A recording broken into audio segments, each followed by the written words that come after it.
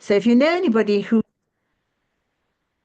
thank you. So if anybody is missing this session and you think they would like to hear it, then please let them know that it will be recorded and available later. So I'm delighted to introduce our facilitator for this evening, Brian O'Toole. And Brian works with the Presentation Sisters in England at their Justice Desk and is a member of the Executive Committee of NJPN, so we're very lucky to have him. And he's based in Dublin and works in Ireland with Action Against Trafficking and also across Europe with Religious in Europe, the Network Against Trafficking, Renata. And a long time ago, a very wise Irish priest once suggested to me that knowledge without experience can lead to harshness and bitterness. So we really are very fortunate this evening that we have those with both the knowledge and the experience to share their thoughts and suggestions as to the part people of faith must play in meeting the challenges of such a dehumanizing trade. So, with fingers firmly crossed that the technology continues to play nicely, it's over to you, Brian. So, Brian O'Toole. Thanks, Anne, and apologies. I will keep muting all in case it happens that as people join, their microphone is inadvertently on, because we're very lucky to have so many different people join us this evening, that the size of the group could be a bit of an issue, but we'll plough on as we go. But I would like to thank Anne for the kindness of the welcome. And we have a good evening planned for you this evening. And we know too that there are quite a few of you here who, for the very first time, will be hearing a little bit more about what is human trafficking and or modern slavery, as it's very often known. But before we begin, I would like to invite Sister Jacinta McKillian, who is a presentation sister working in the northeast of England in Nuneaton. And I would like to invite Sister Jacinta to read with us the prayer reflection that was composed especially for this evening. So if you unmute yourself whenever you're ready, Sister Jacinta, off you go.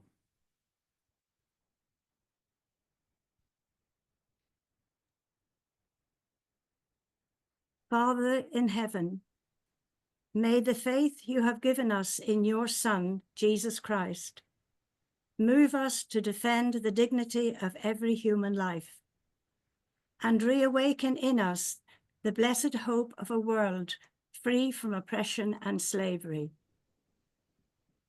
As you once led your servant, Saint Josephine Bakhita, from the darkness of captivity to the light of faith, may your grace transform us into tireless defenders of justice. May we be bold in speaking for those who have no voice, compassionate in healing the wounds of the oppressed, and unwavering in our commitment to end human trafficking in all its forms. May the seeds of your gospel take root in the hearts of traffickers, bringing conversion where there is cruelty, mercy where there is greed, and repentance where there is exploitation. May those who suffer in slavery today find in your love the courage to hope, the strength to endure, and the freedom that is their birthright as children of God. May the grace of the Jubilee inspire in us pilgrims of hope, a yearning for a world where no one is bought or sold, where every person is cherished as your beloved creation. Through the prayers of Saint Josephine Bakhita, may joy, peace, and justice be sown across the earth, until that day when all chains are broken, all wounds are healed, and your glory shines eternally. To you, our God, eternally blessed, be glory and praise forever. Amen. Amen. Thank you very much indeed, Sister Jacinta, for reading that prayer for us. And as Anna said, my name is Brian O'Toole, and we have two other guests who we will introduce to you a little bit later on, Mr. Kevin Hyland and Sister Imelda Poole. But this evening is a chance to learn a little bit more about what is human trafficking or modern slavery in the United Kingdom. How does it manifest itself? What are the push and pull factors? What type of trafficking is involved? But we might begin where Jacinta left off, by looking at the story of St. Bakhita, because it is no accident that this event is happening at this particular time. We chose this particular time because it is around the feast day of St. Josephine Bakhita, the patron saint of those who are human trafficked and the patron saint of Sudan. So I'm going to share with you my PowerPoint, and just once again, I will just make sure everybody is muted, and I will share I'd like to see where I am and sound. Okay. Now,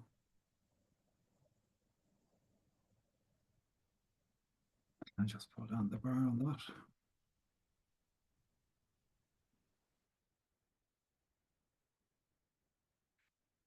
Okay. There we go.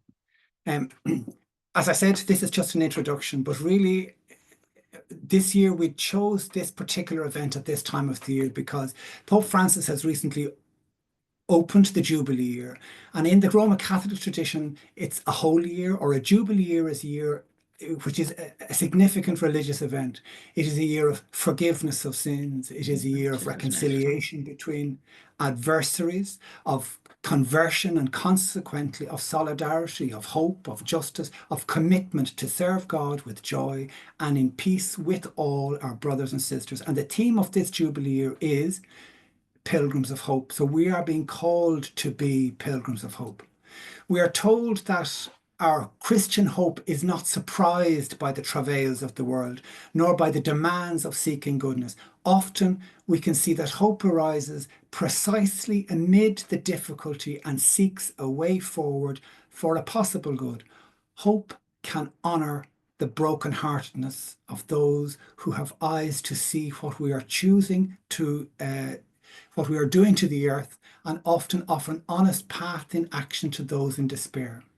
There is a fierceness to the hope, and it moves us towards good and away from obstinate difficulties. Some think and some believe that hope, the root meaning is in an anger, like fighting for the good.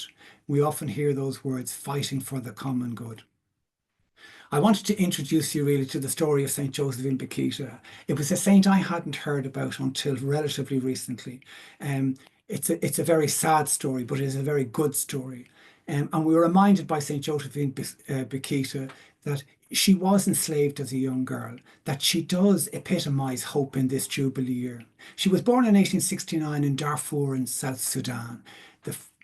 And her family were of the Daju people, and they were reasonably prosperous. But as a young girl, she was taken and she was kidnapped, even though she had been living a very happy life, and subsequently sold into slavery several times from one person to another person. And at such a young age, she experienced cruelty and pain and humiliation. She would have witnessed the death of fellow slaves. She would have been separated from her family, never to see them again. She was bought subsequently by an Italian vice consul who in time moved back to Italy where slavery was not allowed. And so she decided to stay with that family as a helper. But she had now been freed from slavery, and over time, in bringing the children she was looking after to Mass, she converted to Catholicism and joined the Canossian Sisters. And with the Canossian Sisters, she was able to describe her life, her sadness, her affection for those who were trafficked, her sympathy with those who trafficked. She was able to describe it in such a way that people were calmed by her presence. People felt they had got something from her. They felt that there was something about her that was deeply spiritual, and that her deep faith was something that to be in the presence of was something worthwhile. And when she died, people felt that it was through her intercession that things may move or things may change. That statue that you saw in the last picture was created by a man called Timothy Schmaltz. I had never heard of him, but I did hear of some of the other work that he had done. I'd heard of the homeless Jesus. I'd seen the statue in Dublin, and it's just a picture of a blanket over a man, but the only way you'd know it is Jesus by the feet. But it's an arresting piece of work. And again, I saw the Angels Unawares in Rome earlier this year, and I was absolutely blown away by the fact that this huge piece of work, you can touch it, which is not unlike art, but people were from all religions were looking at this migrant ship. He was asked to produce a piece of sculpture that would perhaps tell the story of St. Josephine Bakhita. And he created this statue with over 102 people on it, men, women, boys and girls, all different nationalities, some branded because they were regarded as property, some with a price on them because, again, they were only of value money-wise, some with scars where there was organ trafficking involved. But each of the faces looks up with pain. There is a story behind every face.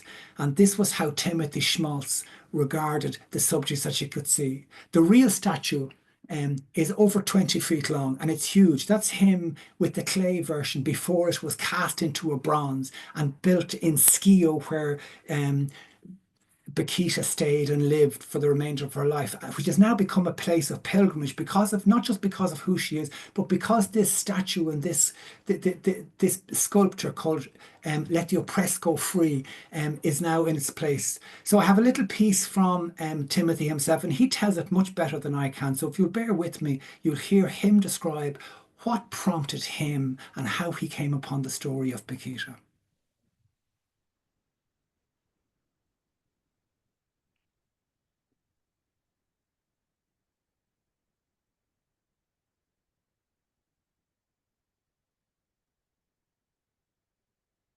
Can you hear that? Oh, the text is not this. Oh, that's better. I see what's happening. I see what's happening.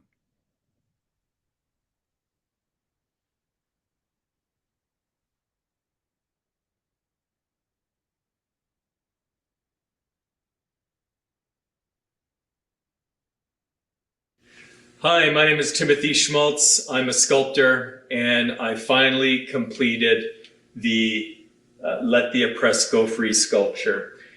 This sculpture is now ready to be cast in bronze. It was a huge project. It took me more than a year to create. The idea for this sculpture came from Cardinal Czerny. Actually, after I completed the Angels Unawares sculpture, which is installed in St. Peter's Square, Cardinal Czerny asked me to create another sculpture to bring focus on another very important issue, human trafficking. As the Cardinal said, if we don't take care of the people on the boat, on my one sculpture, they'll end up on my new sculpture here, the human trafficking sculpture. And so when I first started working on the project, I researched quite a bit about human trafficking. And I said to my mind this one time, I said, they are sucking our children underground. So the whole idea of the sculpture is kind of Saint Bakhita, the patron saint of human trafficking, letting the oppressed go free, literally opening up the ground and letting these people free. And it was an amazing idea to come across. In fact, after I started working on the piece, I heard Pope Francis, or I actually read Pope Francis, he mentioned that human trafficking will always exist if it's kept underground. So the symbolism is very, very appropriate. And it's interesting because a 20-foot sculpture, I think, is one of the greatest weapons to bring awareness to human trafficking. And I really do believe that the first part of stopping human trafficking is to get people aware of it. This sculpture, 20 feet, installed in major cities, is going to be an inconvenience. It's meant to be on a pathway, a sidewalk, and it's meant to disrupt our day-to-day life visually. The message is very strong. I do believe that we need to use as many weapons and tools as possible to stop human trafficking. I do believe that art is a magnificent tool for this. One of my favorite quotes is by Oscar Wilde. He said that the people in London didn't see the fog till the painters started painting it. And that, I believe, is one of the very powerful, almost mystical elements of artwork. It brings attention unlike anything else. When something is finally cast in bronze, an idea is cast in bronze, it actually has a power in our culture to bring awareness of it. I was working on this piece one Sunday, very close to being finished, and I was so exhausted. And then I came to this understanding that I had to put everything I possibly could into this piece, because this is the only opportunity some of these figures have to be seen. Most of the people on this sculpture are very invisible in our culture. To bring them out in art, to cast it in bronze, put it in city streets, is going to give them that visibility which is needed. It was an amazing project. It was an honor to do. And I think it was one of the best uses of artwork in our culture today, to bring awareness of this horrible, horrible tragedy that's happening all around us in every single country, in basically every single city. So if this sculpture changes people's hearts or even brings awareness of the reality of human trafficking, I think it's a sculpture well done. Thank you. There's quite a lot in that when you think about it.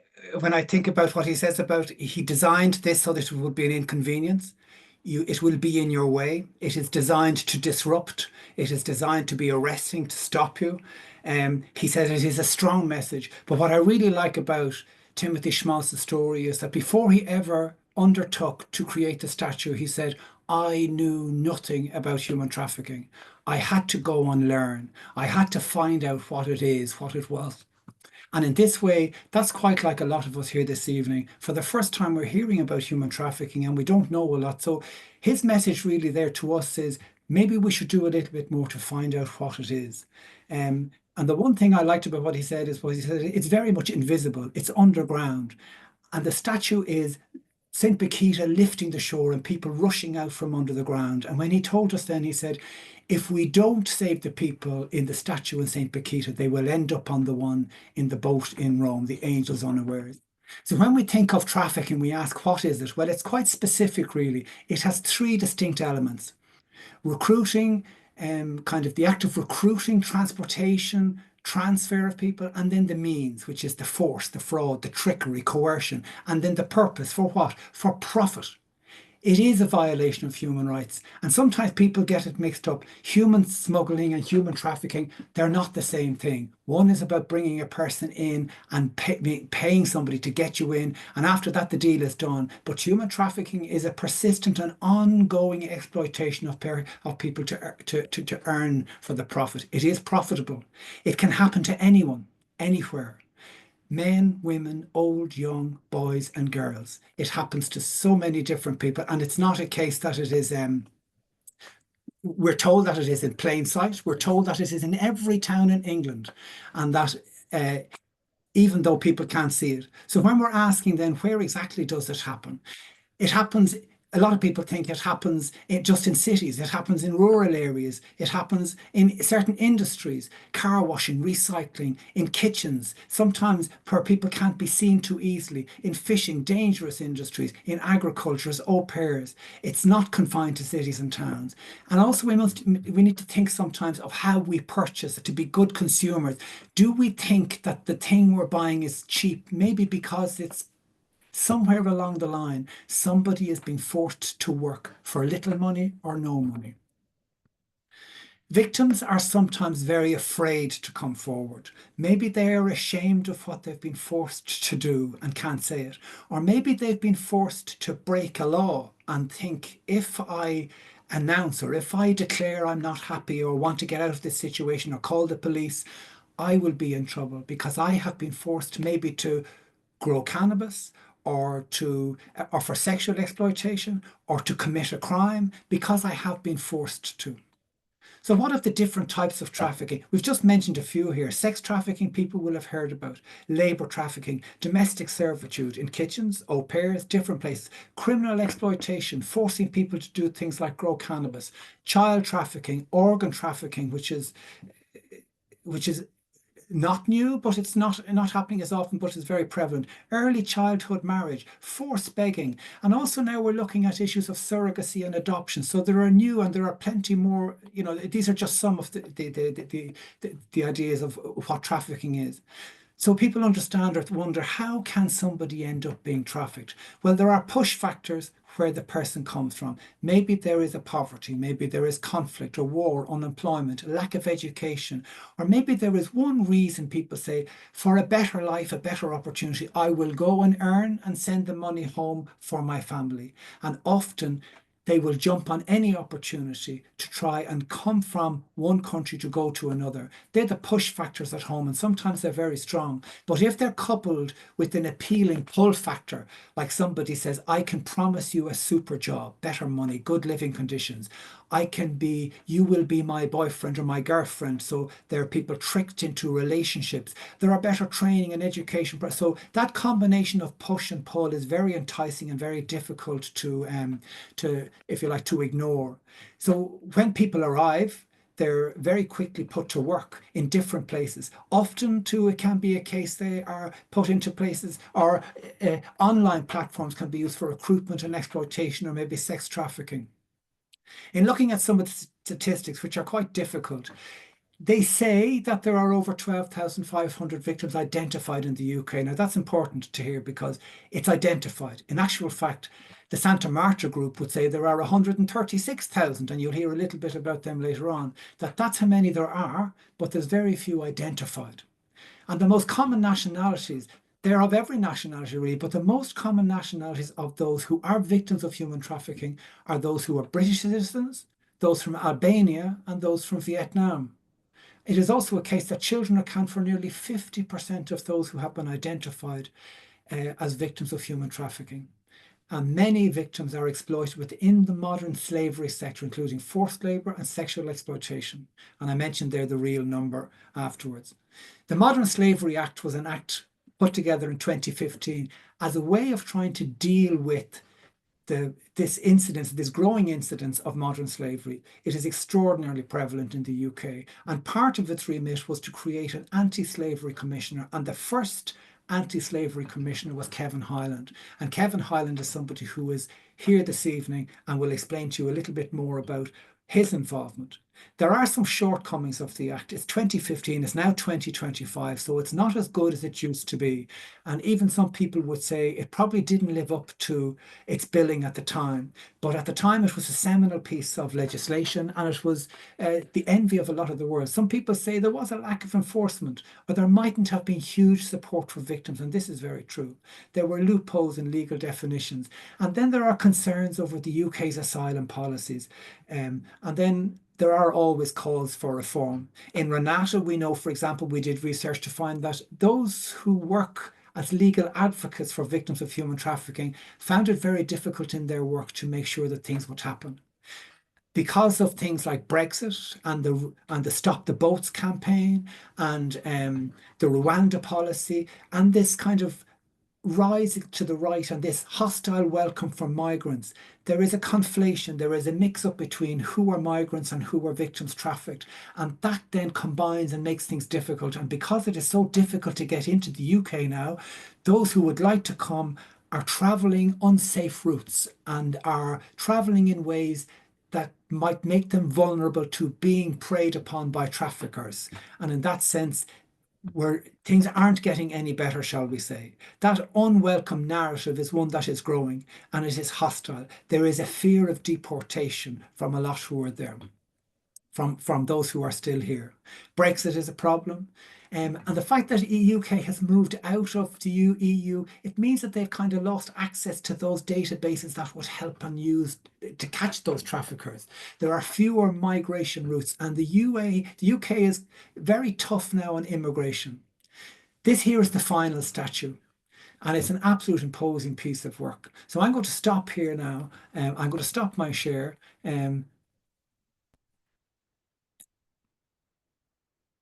And I'm going to invite Kevin.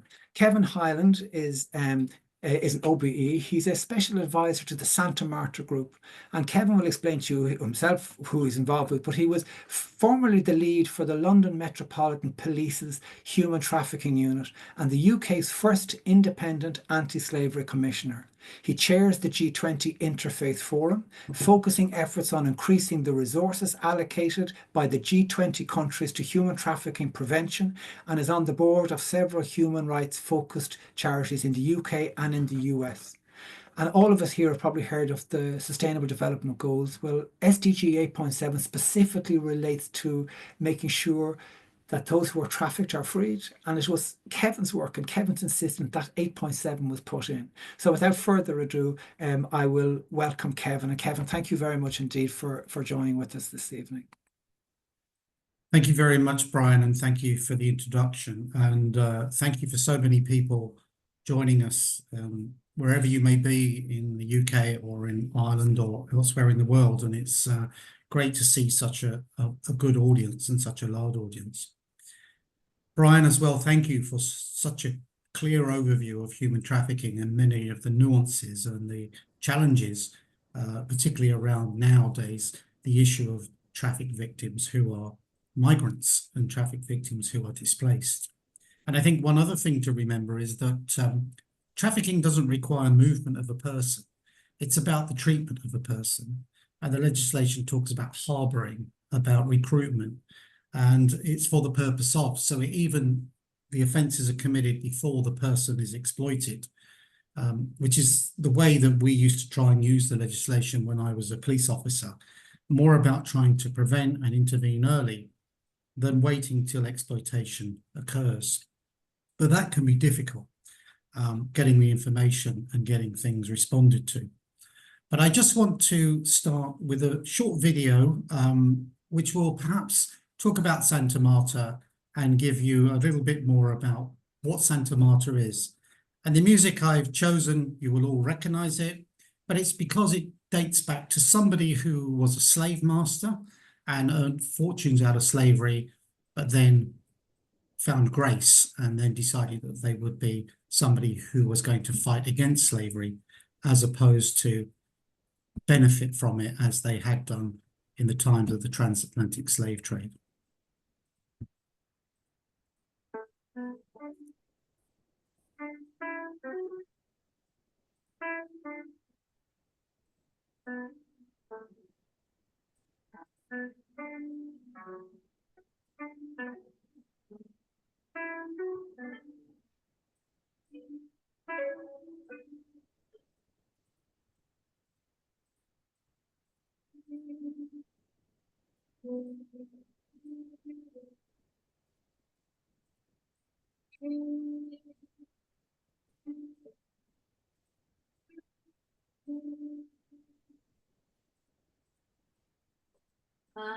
Amazing grace, how sweet the sound that saved a wretch like me. I once was lost, but now am found. Was blind, but now I see.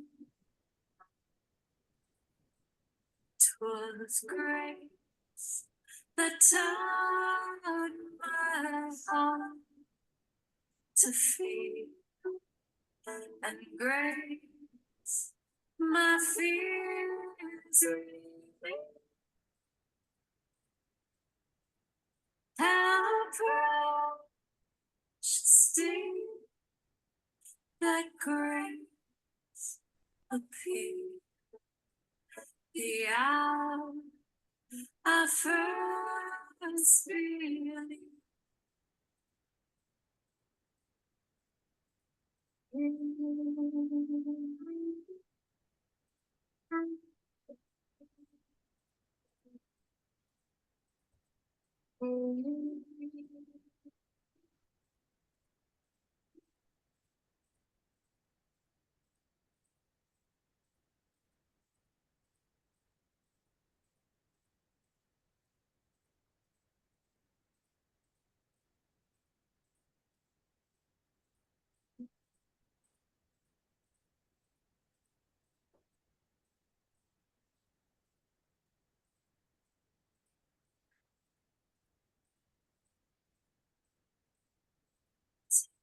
The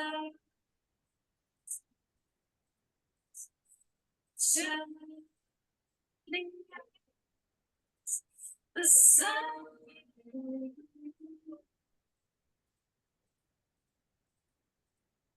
the stairs to see God's words that when we find we go.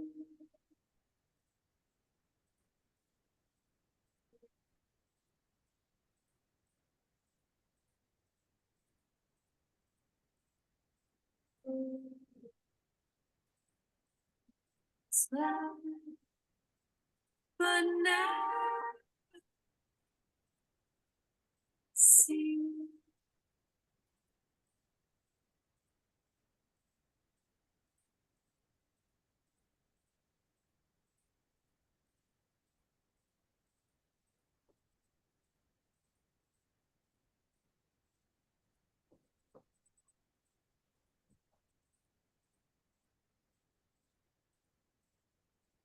So that was a very short overview of some of the work of Santa Marta, and I'll go into detail on that, but maybe you saw the screen, but this originated from a meeting in a church hall in North London with the Justice and Peace Group. And it was out of relationships born between religious sisters in London and the Metropolitan Police and others like the National Health Service, particularly leading up to the 2012 Olympics, and coming together in an unusual setting. And when I started to have visits to the Scotland Yard and the other headquarters we had in Earl's Court, people would say, why are bishops coming in? Why have you got religious sisters coming in? Why have you got all these strange people coming in? And then it became clear to officers, even not officers who were Catholic, officers who weren't religious, including all faiths and no faith, that actually working in partnership with the church was something that was really unique and would give us opportunities to work closer to hard-to-reach communities, would give us support, particularly from religious sisters, when we came across vulnerable victims. They would give us accommodation. And through the Olympics and Paralympics, we ran a centre together with particularly the Mercy Sisters and the NHS and others. And the relationships that were born out of that still exist to this day. And then that was brought to the attention of Pope Benedict, and I found myself in front of Pope Benedict explaining this. And then Pope Francis came along and he had a particular interest in this from his time in Buenos Aires, and then Cardinal Vincent, and of course then the momentum came forward. But here domestically in the UK, what is it that Santa Marta is trying to do? Well, you saw what we have there is a guidance, and we can share that hard copy. It is on the website. And it talks about what we would like to see parishes and people in parishes do.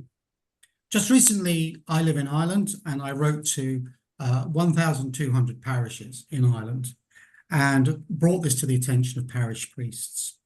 And, you know, we had gone through this process of trying to engage a bit more with the seniority in the church, which was happening to a degree. But once I engaged with the parish priests, within a few days, I had an email from the Archbishop from Armagh. And then he was directing people to do some, you know, to do this, do that, do the other. And that proved to me that working at community level, as has Santa Marta shown me, is how you can influence change. And that's why we're saying, and we give templates of letters of who to write to, what to say to them. And if I give you an example, probably in all the towns and villages and cities that you live across the UK and Ireland, you will see car washes, nail bars. There will be women in prostitution exploited in brothels. Well, where is the policy locally? Where is the process? Who is looking at that? Who is safeguarding? And we need to be asking people who we've elected, or people who have authority, what are you doing? And in a way, it's not going to be pointing the finger. It's not going to be aggressive. But actually, if you ask them, we have got 20 car washes in our town. What are you doing to make sure that nobody is a victim of trafficking? What are you doing to make sure that these are run legitimately? And you will find the answer very often is nothing. And that's how communities can create better accountability. But also where Santa Marta has its strength is we work globally. And I have been across the world and worked with particularly many religious sisters and seen the work they are doing firsthand. So I can say with absolute confidence that the work of the church in some of the toughest areas in the world is leading the fight. But not just leading the fight, it's leading this fight without having to have any accolades or glory. It's leading the fight because it's about people. And that needs to be made the routine processes that we need to get governments to work on. And the work I'm doing with the G20 is that we need to see governments properly investing in this. If governments aren't investing in this issue, if government procurement is ending up buying goods made, as we saw there from that young boy in the Democratic Republic of Congo, who is buying and making, he's mining for goods that end up in Apple computers, that end up in electric cars, that end up in batteries. He is there, and 22,000 like him die every year. And we don't hear any public outrage about that across the world. 22,000 children die. We don't know how many adults die because nobody keeps records. And the 22,000 children is a very conservative estimate. When 2 Boeing 737s crashed and 300 people were killed, the whole fleet was grounded, quite rightly. The CEO was sacked, legal action, criminal investigations, action taken. It cost billions and billions. But the reason there's action about that is it's people like us who will travel in those aircraft. People like that boy, the closest he will ever get to an aircraft is seeing one fly over the top of him. So it's so important that we are the voice of those people, that we are calling for the policy change. And for example, in Ireland at the moment, there is great praise that a new national referral mechanism has been brought in or is about to be brought in. And the policy behind it and the legislation behind it, I have been extremely critical about, because it talks about a victim making an application when the NRM is supposed to be a proactive instrument. And now the guidance that's coming out that's in draft form is 17 pages. Can you imagine a health worker, a police officer, or a care worker filling in 17 pages of tick boxes to a victim of a very serious crime who doesn't even know they're a victim? Could you imagine if you sat down with a victim of rape or abuse or any other crime and ticked a box and said, are you this, are you that, and 17 pages? We would be outraged. And on the average at the moment in the UK, it's taking 2 years to decide whether someone's a victim through the national referral mechanism. It's being reviewed, but it's being reviewed poorly. It's not being properly funded. It's a central process. It's too bureaucratic. It's done by the Home Office. There is no other crime in the country that is decided upon by the Home Office. No crime whatsoever. And that's because it's being interlocked and interwoven with immigration and migration. And to give you a bad example, or a good example of a bad example, in Northern Ireland, they were looking at a case of trafficking. The police service were charging the offenders. The public prosecutor were pursuing the offenders for child trafficking. In Leeds, where the NRM decisions were made, they said, this isn't trafficking. And this was a case where in Leeds, they'd never met the victim, never read the statements, never actually met the family, didn't know the circumstances, but they had decided it wasn't trafficking. Yet those dealing firsthand said it was. And as Commissioner, I intervened on that. But even only last week in Ireland, there was a large drugs operation in Limerick. And I asked the guards if there was one person who was actually identified who was very different to all the others who were arrested. It was actually mentioned that they were employed and had come from Southeast Asia. That was on the news. And I said, have you assessed that person as a traffic victim? And they said, oh, no. We must.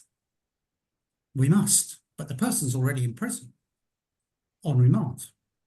So we need to make sure that this is integrated, and that's what Santa Marta wants to happen. And the church and communities can be a catalyst. So on our website, we have the materials. I would encourage everybody to reach out to us. We have them in hard copy as well, and we can share them. We've got materials that we're just preparing for the Stations of the Cross with the help of religious sisters to have a booklet that we can hand out to people so that we're socializing this issue, if that's the right terminology, so people are aware of it. Because, you know, as Brian mentioned, parish priests, communities who are connected to everything, and religious sisters who are in schools and have networks, and I see many of those that I've worked with. If we can get them being the voice, being the catalyst, and we can start generating far more interest, far more political interest, but also making sure that the investment by governments is serious, and as serious as the issue is. 50 million people around the world suffering, 236 billion in profits every year to these criminals. And yet, across the world at the moment, the investment by the whole G20 and OECD countries is probably just about 1 billion. Well, the United States spends 100 billion every year on fighting drugs. The UK spends about 5 or 6 billion on fighting drugs. And Australia, similar, about 2 or 3 billion. So when we look at the investment on human trafficking, it's not serious. But I think we as a collective, we with our voice, we by irritating or activating our politicians and our other leaders and asking what's happened. There is a political vacuum on this issue in the UK at the moment. I think we've got a voice to do that. And the reason we do it is because we care about the people that we will never meet. The people who are in our own country, but also the people in Africa, in Latin America, in Southeast Asia, and wherever else who are being exploited, but very often to provide us in our supply chains, to provide us, as we saw with that young boy in Democratic Republic of Congo. So the responsibility is ours. But if we do this right, the enjoyment will be theirs. And I think that really talks to Catholic social teaching and to people of goodwill. So thank you very much. Thank you indeed, Kevin. Thank you so much indeed for an inspiring and an impassioned plea for more of us to become involved, for more of us to learn more, to become more serious about an increasingly serious problem, to be the voice, as you called out for it, like who will be the voice? And you pointed out some very alarming details around the amounts of money that are spent on some problems when other problems deserve far more attention and far more serious thought about the people who should be giving that thought. You spoke about the important work of the church and how they are leading the fight, but often doing so quite quietly. And you spoke about their commitment. And you also spoke about the ability of communities to have an impact. And then you told us how. You said that you had been in contact with parish priests across Ireland and the UK in the last week in the lead up to this feast of St. Bakhita to bring to everybody's attention the issue of human trafficking. And now you're having that connection brought back to you, and you're having bishops almost say, please, please, please get the word out in this instance. On the Santa Marta group, or on the Santa Marta website, and we will send out this recording along with the resources that are there so that you can use them. We will point you to the resources that Kevin has mentioned on the Santa Marta website around parishes becoming more involved and around the signs and all the different things that you can learn, particularly if you're somebody who, like Timothy Schmaltz, came to this issue or has come to this issue tonight not knowing an awful lot. So Kevin, I can't thank you enough for reaching out and offering to help us this evening. It has really made a huge difference. So what you've heard so far really is just a little bit about what the human trafficking problem is like in the UK. Kevin has outlined the problem in absolute detail, but he's also called us to action and he's told us how. But he has also very, very astutely and very properly recognised the role of the church in leading the fight by example and by action. And I'm really proud to say that somebody I work with and have over quite a period of time is Sister Imelda Poole. Sister Imelda Poole is a Loretto sister of the Mary War congregation, and has served as the Renata president. And she has travelled throughout Europe, and she is now working and living in Albania. And a little bit earlier on, when I told you about those people who are victims of human trafficking in the United Kingdom, the majority of them are from England, Vietnam, and from Albania.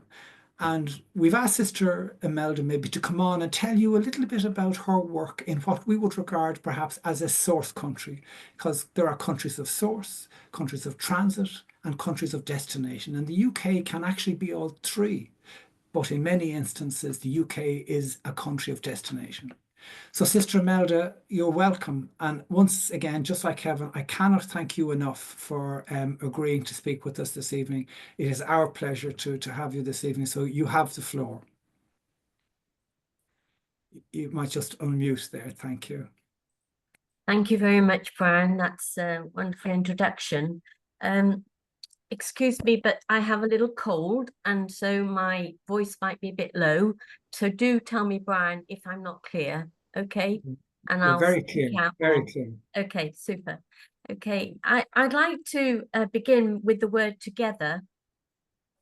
I have come to a sensing after 20 years in this mission, sent by my congregation from England to Albania, and then drawn into the work by the Archbishop of Tirana, who had recognized how many young women were being kidnapped from the villages in Albania. This was 20 years ago, 22 years ago, and were being sold as meat on a market slab onto the streets of Italy for sex work, and then brutalized, raped, hugely traumatized, and then thrown away and dismissed back to Albania when they were worth nothing.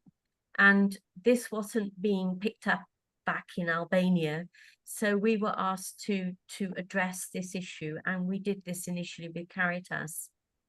What I think is a key thing is for us to understand in JPIC, in England, and many from Ireland here, is that everything is cross-border, and there is no fruit of this work unless we build networks that become bigger and bigger and bigger, like Santa Marta is really widening the net there. And in our work in Albania, cross-border to England and back again, and then across Europe, we are reliant on each other. And especially, we might say, we're in a network everywhere we are in Albania. We might be with the local authority, with the police, the justice, the clergy, the different NGOs, and together, if one hasn't got funding for legal aid for a desperate victim of human trafficking, then another NGO like Mary Ward Loretto, which was founded in Albania, would actually serve the purpose. We're not greedy for holding our money for ourselves in Albania, I have to say. We are all in the same bucket, you might say, of struggling to serve these huge numbers of victims who are desperate for freedom, for joy, and a decent human life. So I'm going to share a PowerPoint with just some pictures and some indications of where we're working in Albania. Okay.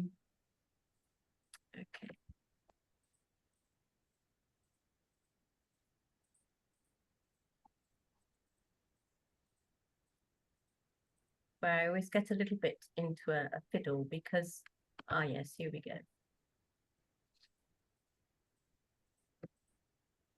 Okay. So what I'd like to do is, first of all, begin with a story.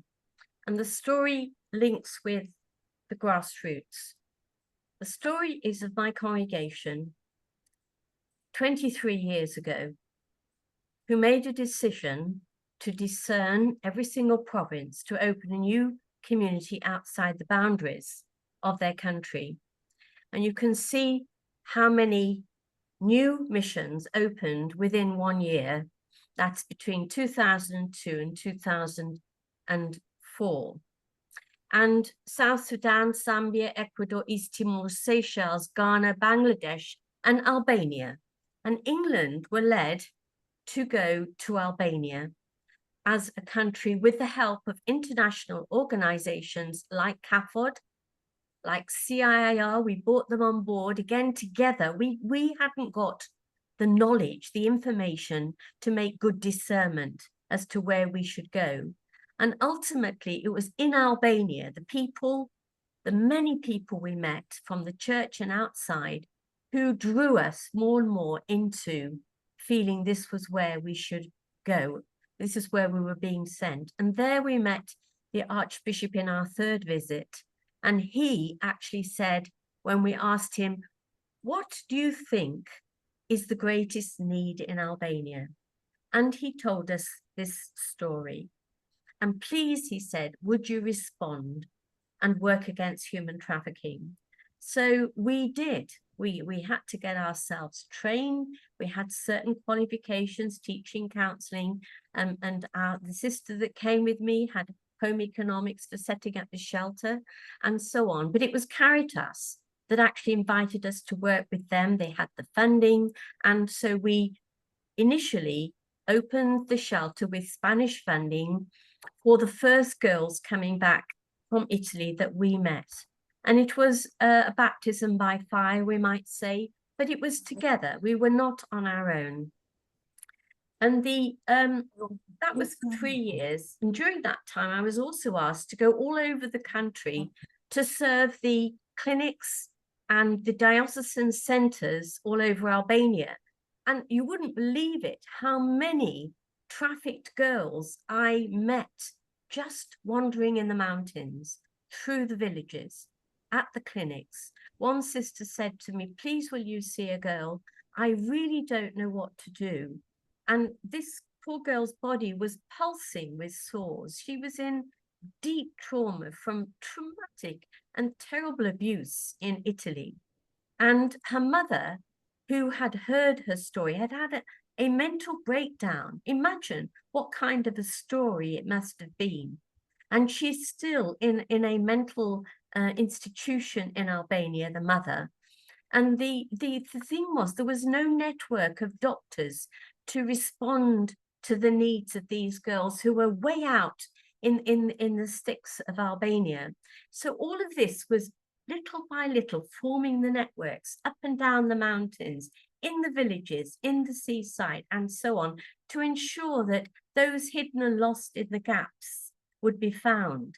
Now I'm going to shoot to England, because the first story, very early on in my world in Albania, was a phone call from a social worker in England who was at a food bank in the northeast of England. And there, another girl, like my one in the mountains, this was a girl who had hardly a stick on her back. She was starving. She was desperate. She'd come to the food bank. She was Albanian. And she didn't know how to survive. She was trafficked. She'd fallen out of the system of the NRM in England, which so many do. She'd been in a shelter, but couldn't stay there long enough to get all the stages of care. And so here she was. And we were asked to support her, because this poor social worker who had got her a hospital appointment because she was a very, very sick girl, had suddenly found that she'd got a caution and then a letter from the Home Office saying she was to be deported the next day to Albania. And the systems all came to place here. We got the shelter involved, we had the bed and so on. But the next thing was how could she survive a journey when her leg was absolutely smashed and pulsing with sores from infected, broken skin. And would she survive? Would she get a embolism during the journey? So we got the Jesuit refugee. She was being held in Heathrow Airport, ready to get the plane. We were all on the phones, again together. Jesuit Refugee Service came to the fore. The police listened on the phone in the Heathrow. Together, that girl was saved and taken to a hospital in London that night, through the care in England that was networking around. That girl then was sent back to Heathrow after a week of care in the hospital. Again, the Jesuit Refugee Service came on board. The social worker kept ringing the girl to keep her comfortable. And at the end of the day, didn't the Jesuit Refugee Service track down, she had a sister that she'd lost. And the Home Office allowed her actually to stay in the country in UK and to stay with her sister until she was strong enough to go back to the NRM and get proper care. And that's the end of that story. So we come back to Albania and we say, so now 20 years on, okay, we were 3 years with Caritas. We were 4 years setting up a women's project because this seemed to be the answer to this crazy, out of control situation in Albania of trafficked people being abandoned really all over the country. And the situation was that in the women's project, we went out to the sticks and we did prevention and awareness raising, and we did rescue work with mobile unit. Then I was nudged by our workers to found our own NGO. And so 8 years on, in 2012, 7 years on, we founded Mary Ward Loreto. Now, during all that time, I was, not all that time, but quite a bit of that time, I was president of Renata. So the network was getting bigger and bigger because our girls, especially, were going right across Europe. So we were getting phone calls from Germany, from France, from Italy, and the network was going on through Renata as well.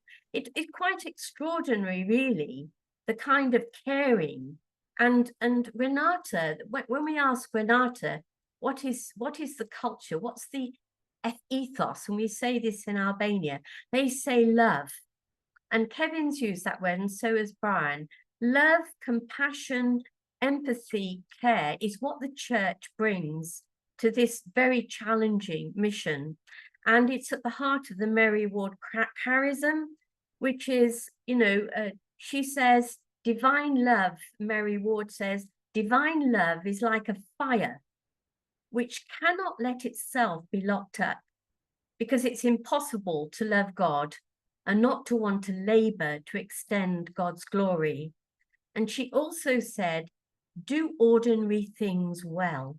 And those two, combined with her essential 3 values, freedom, justice, and truth, are at the heart of everything we do in Albania, in our networking, through Renata, through the URAT network of 12 NGOs working against human trafficking. Together, we share, we give what we've got to ensure all of our people get the service that they need. So yes, we do the rescue, we do the empowerment of survivors to fullness of life.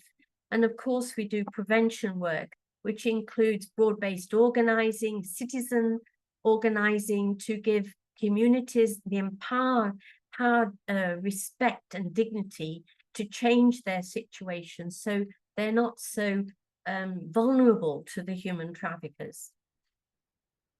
So we have this mission and vision is to protect the victims, to empower the survivors, and to prevent future exploitation, and impacting thousands of lives together. I would never say Mary Ward Loreto on its own, or say Different and Equal, the shelter on its own. It's together that we're supporting each other in serving in a very, very difficult autocracy in Albania. It's not a democracy, it's an autocracy. There's corruption, The people have fled from the country in their thousands. And so we're in a very, very troubled state. So everybody is vulnerable to human trafficking in what Brian calls the pull factors, the job, hope for getting more money for the family, the poverty, escaping the poverty, the pull to the riches, and so on. So we stand for dignity and justice. We stand for Mary Ward's charism of love and speak the truth at all times. Talked a little bit about that already, but these are our new CEO's words, and I'd like to read those.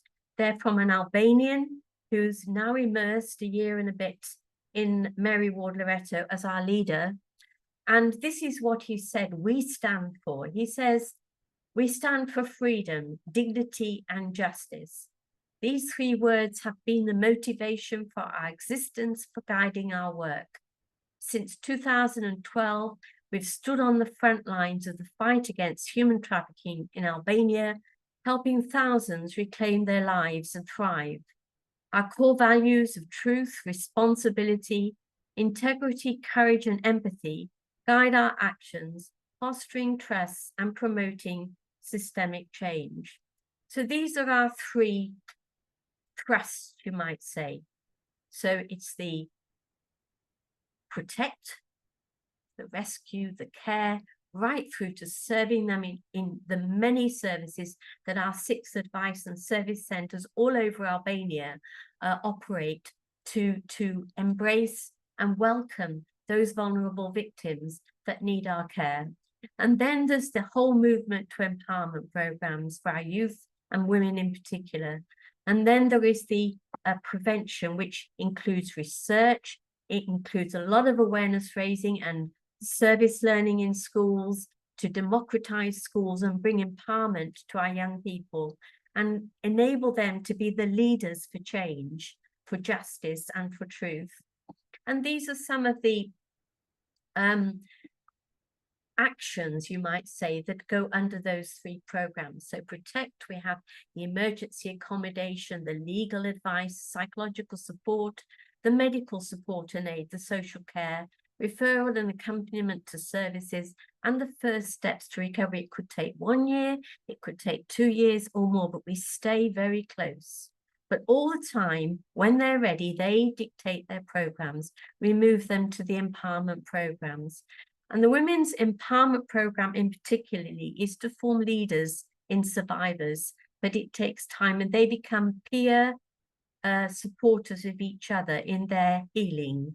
And I've been to all of these programs and weep with the women who weep together in the way in which they share their stories in trust and then build each other up with ways of progressing through to a better life and better services and so on. And then they're trained in all the vocational education they need and movement towards employment, and then the broad-based organising, which enables them to develop their communities. And then we're into the prevention with the research, the advocacy, community development and partnerships, capacity building and strategic approaches to change in Albania. I have to say that, and I'm coming to the end of this little input now, that we have a cultural shift in Albania, huge, that's happened in the last year. And we are now in a situation where we are now a country of destination. Thousands have left Albania. As you know, 12,000 came by boat 2 years ago. And I can't tell you how many roundtables we had with the UK government during that time. They came and they went and they came and they went, and we went there to the Home Office and so on. They heard everything about the reasons of the pull and the push factors, but I have to say, I cannot see much change in the approach of the UK relationship with Albania, and the same with the Albanian government and their approach to using the funds from the UK. But we do continue with hope. This is our theme tonight. We stretch out to each other. We have served many, many people, and now I am, even today, I was with one from the Ivory Coast, a girl that came 2 days ago. She had no shoes on her feet. She had hardly a stick of clothing to her back and no money. It had all been taken on the journey, terrible abuse. And she's running from religious persecution from the Ivory Coast. She was sold off as a baby, as a mother Christian, father a Muslim, and she was taken away and sold to a Muslim family.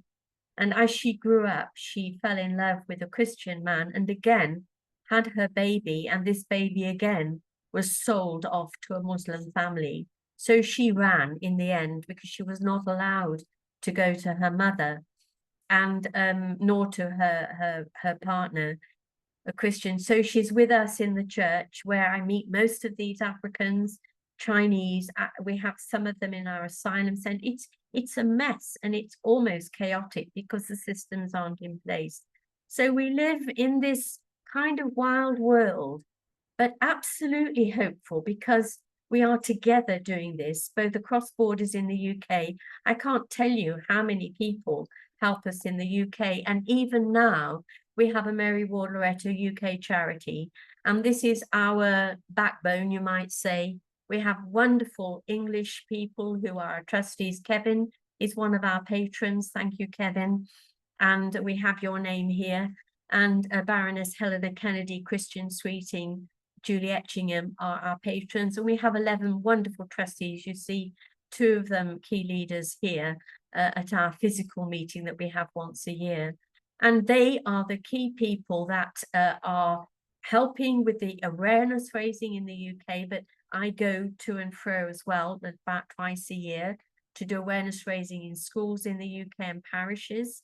And also we have an account, a bank account, and they fund the shortfall that we have in Albania for the wages and for the necessitous grassroots work. And we are the highest, Mary Ward Loretto UK is the highest donor to Mary Ward Loretto Albania and send money every 3 months. And actually Ireland is our second biggest donor, and that's through Mission Cara, which is through the Irish government donation to religious congregations. And I can't say how grateful we are to both UK and Ireland. And our aim to make Albania sustainable is to get 1,000 or at least 500 people to direct debit every month, £20 to our UK charity, so that we can not only just about make ends meet every 3 months, but actually sustain the organization long term. So you can have this PowerPoint, anybody on this line can have this PowerPoint. The website down below is actually related to Kevin's work, and I'm glad Kevin said it wasn't good enough, but this present roundtable has produced a document for dialogue based on a roundtable looking at a renewal or reform of the Modern Slavery Act in the UK. And truly, you could all engage yourselves in the dialogue and be educated yourselves in this work and speak out against injustice, especially to the victims who are not given true hearing through the NRM systems and often criminalized on the way. So I think I'll finish there, Brian, and hopefully there'll be lots of questions and we can continue together. Thank you.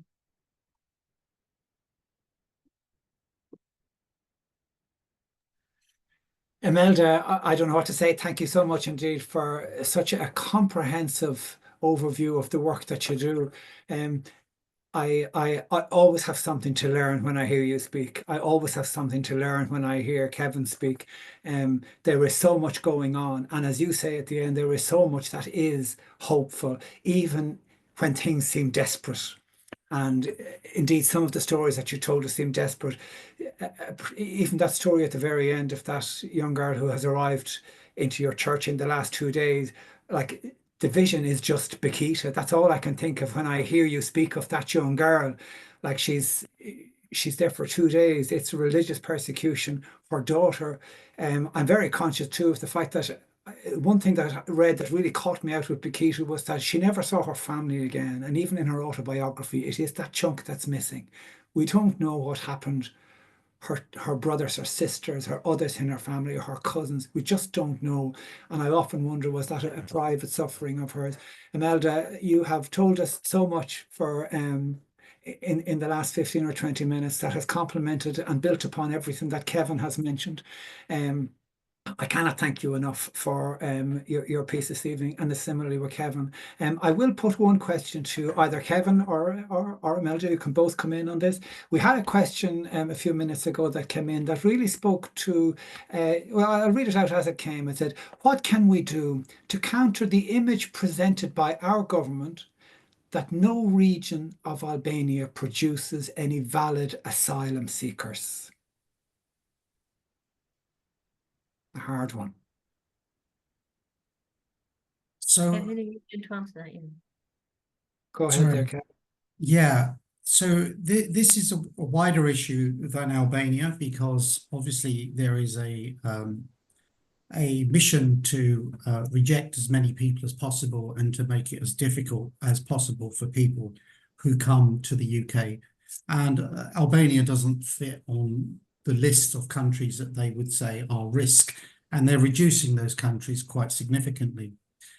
And I think I was on there was a committee or a commission that was set up for the UK Parliament that I was on, and we've made recommendations around that. And very much looking at the UK needs to engage and fully follow, what the human rights law says and what the international law says. And that has been watered down by the previous government. And we haven't seen the current government step that up. In fact, there has been some changes just this week, which we're hopeful about. When it comes to trafficking victims, under international law and under domestic law, like the law around victims of crime in the UK is very powerful. And in the UK, unlike Ireland, it's compulsory. The codes of practice on victims of crime in the UK is a legally binding document, but it's not really used that much. And there are 3 elements of it. If you are a victim of trafficking and your trafficking happened or is connected to the UK, where you have entitlements, even if you don't report to the statutory agencies, and they are very rarely used. And the high courts are supporting this, or the Court of Appeal and the Supreme Courts, that if people take processes around these, but then legal aid is very hard to get. And I do work with a very big law firm called Hogan Lovells, who are now representing, and have represented hundreds of victims. We managed to recover very large sums of compensation for victims over the years. And now they're doing the first cases of representing people in Ireland, as they have got an office in Ireland, and particularly in the fishing industry. So I think this is a slow process in that we have to really understand what asylum is. We understand what migration is. But when it comes to this issue of human trafficking, the current government is going to change some of the protections that the last government took out, but they're not taking all of the protections out. So we need to be aware of that. And it's something at Santa Marta we're going to do a document on. And that's one of the things everybody can write to their MP about. Everybody. And say, why is this happening for victims of one of the most serious crimes on the planet? That when they become victims and end up in the UK, they then get persecuted by the government. And we need to address that, because actually this is then a ticket of impunity, and there is enormous impunity around this crime. So I think, communities coming together and making sure that they're holding those accountable who make the decisions. We're not very good at using people that are there to represent us in that way. Probably better in Ireland because smaller communities and the fact that people will know who their local TD is or their local councillor. In the UK, a lot of people won't even know who their MP is, let alone the councillors. But let's start livening up that process and start to talking it in a sophisticated way where we understand the challenges, but also are producing the solutions. Kevin, thank you indeed. And once again, even in the answer to your questions, you have a call to action, which is just superb. So we're almost coming towards the end of our time together this evening. And just to remind you really that this is the first of a series of events that are going to be run by the National Justice and Peace Network, but we are running them in the Jubilee year, and we are calling ourselves and wondering, how is it that we can be pilgrims of hope? So when you leave this evening, I'm hoping that some of what you have seen will stay with you. I hope that you will remember maybe the story of Bakhita, or maybe even go and look it up again. It is an important story. She is an important saint, and perhaps one of the most understated saints, but with the biggest heart and the biggest story. I do think that her calm and her peace and her serenity will bring eventual peace to that region of South Sudan. I would bank on it, there's no doubt about it. I'm inspired by Timothy Schmaltz and how somebody who knew very little about human trafficking came to know a lot because of the story of Bakhita, and how he used his art as a way of telling the story of those who are left behind. And when I talk about left behind, we talk about reaching those furthest behind. You saw on Kevin's presentation, the Sustainable Development Goals came up, the 17 Sustainable Development Goals, a plan that the whole world signed up to. And inside in that, there are a number of targets and objectives to try and pinpoint the very issue of human trafficking and modern slavery and illegal slavery. So we would compel using those levers of the Sustainable Development Goals once again to try and ensure that this issue of human trafficking gets even more attention than it deserves. Kevin reminded us that we need to get more serious about a problem that is becoming even more serious. He spoke about reaching those furthest behind. He told us how we can, and that was important, how we can become involved, even if we don't know a lot. We can visit the Santa Marta website. We can find good resources. We can find sample letters to MPs. That was the last thing Kevin had. You can write to your MP and ask, why is this still going on? Kevin gave a fine answer there at the end about, which really doesn't paint the UK in a good light when they're trying to shrink the number of countries from which they will accept people. When the question came, why is it that those in Albania aren't going to be treated as asylum seekers? Kevin spoke of the church leading, and Imelda showed us how. She told us and she showed us, telling us several stories of the work of the Mary Ward Loretto. Imelda described situations that we can't imagine. She described a chaos, but what she did tell us was that there is a hope in that chaos. She spoke to us about together. Kevin also mentioned not doing this on our own. We're all part of a network. Imelda spoke of cross-border. It doesn't matter Ireland, England, Albania. This issue does not respect borders, nor the people who try to upset or entice or trick or force or coerce. They do not respect borders. Imelda spoke of the charism of the Mary Ward Loretto, which is something that I think we could all aspire to, the love, the compassion, the empathy and care. And that this idea of love, I could hear it in the story of Bakhita, in the story of Timothy Schmaltz. I could hear it in Imelda's work, even in her contact with the person yesterday that she met. I can hear it in Kevin's work when he spoke to the police and said, hang on, was there somebody else who was arrested that might not be the same as the others? Can you just check that maybe this person wasn't trafficked or forced or coerced into doing what they shouldn't have doing? Imelda spoke to us about standing for dignity and justice.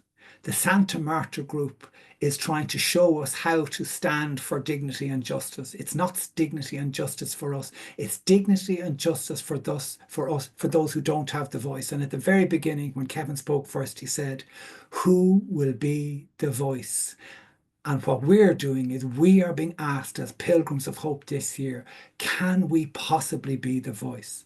Can we listen to the story of Bakhita? So we're asking you this evening 3 or 4 simple things. When you get the recording and Sister Imelda's PowerPoint and the prayer we will send you and the resources from the Santa Marta group, will you share it with somebody else? That's your first thing we'll ask you to do. Will you share it?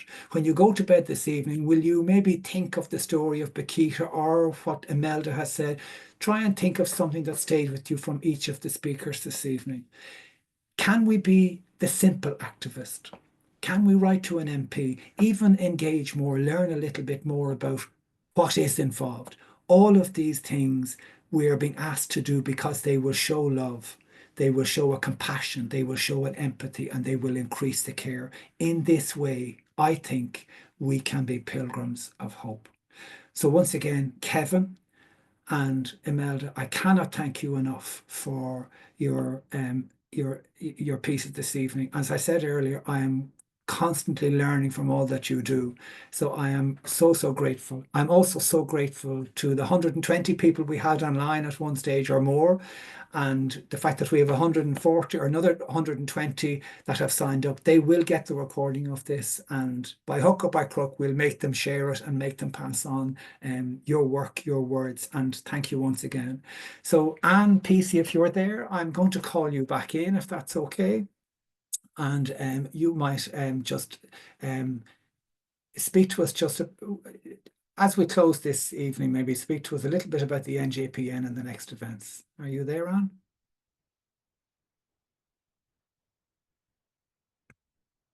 Anne, you're on mute there, I think.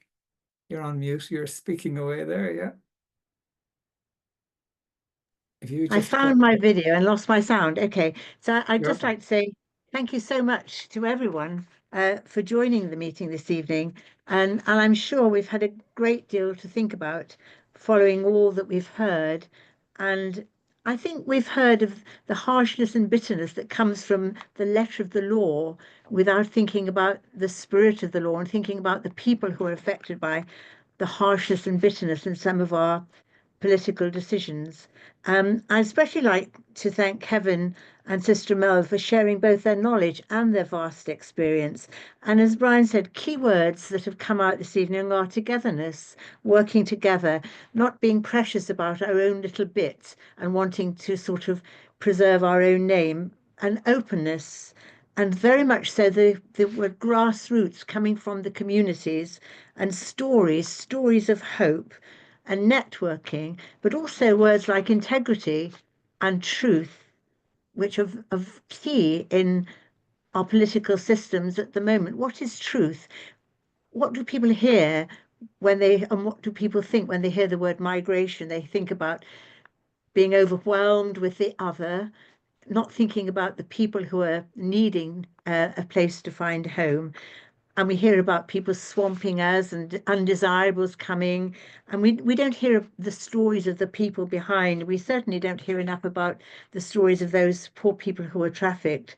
So it's about networking and integrity and truth. So I'd like to say thank you to both Kevin and Imelda for waking us up to the reality and recognizing the fact that we have to do something. And I noted one thing that Sister Imelda said: do ordinary things well. Sometimes we can feel so overwhelmed. We can think, what on earth can I do? There's more bad news after more bad news, more rubbish that comes out on our media and our social media. But I think to give us hope in the year ahead, to try to do ordinary things well and not try to change the world all in one go. Sister Imelda says things take a long time. But as well as thanking Kevin and Sister Imelda, I think a special thanks must go to Brian, who has, I must say, done the bulk of the preparation for this evening's event with great enthusiasm and expertise. So thank you, Brian. NJPN is lucky indeed that you are part of the exec, and we value your presence. So I do hope you found the session enlightening and challenging, and we'd warmly invite you all to be part of our forthcoming meetings as we journey through this Jubilee year of hope, as pilgrims of hope, learning as we go, opening doors for our brothers and sisters who are less fortunate than ourselves, and finding the truth and the reality in the everyday situations of other people. And coincidentally, mentioned in the last presentation was the work of the Jesuit Refugee Service.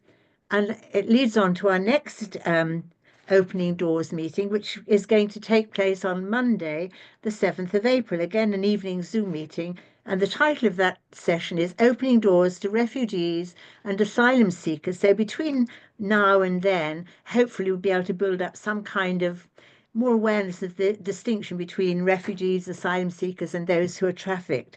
And so we're going to hear from those who are offering practical support for refugees and asylum seekers, indeed somebody from the Jesuit Refugee Service, as well as those with the knowledge of the workings of the asylum process.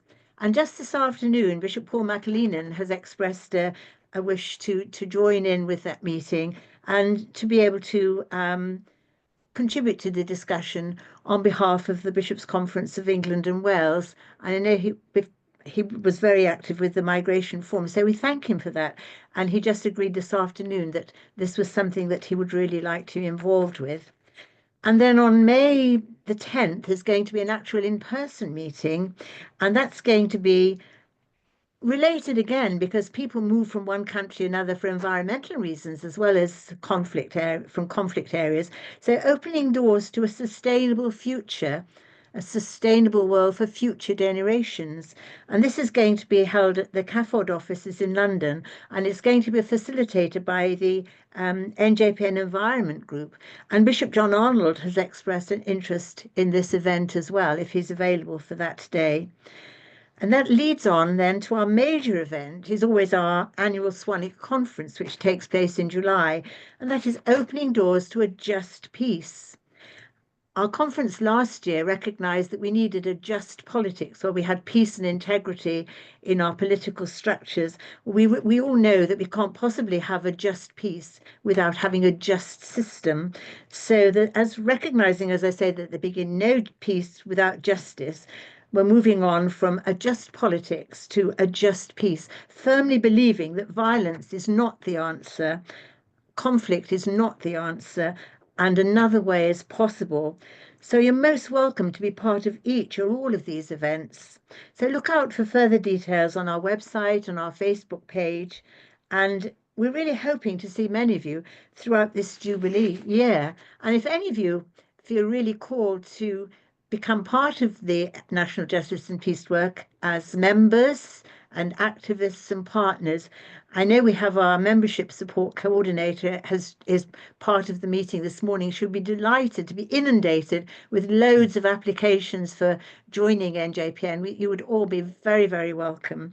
And so once again, I'd just like to say thank you to everybody for waking us up to the possibilities and the challenges that we must all face. So thank you, and hopefully we'll see you all again soon. Back to Brian. Thank you indeed, Anna. That's great. And we are 1 minute past time, so we're very sorry to have kept you up late. But maybe the very last word we'll say is we'll take from what Anne took from Imelda, which was, if we could just do the ordinary things well, wouldn't that be great? So I'm going to stop the record there. So we will stay online for a little bit longer.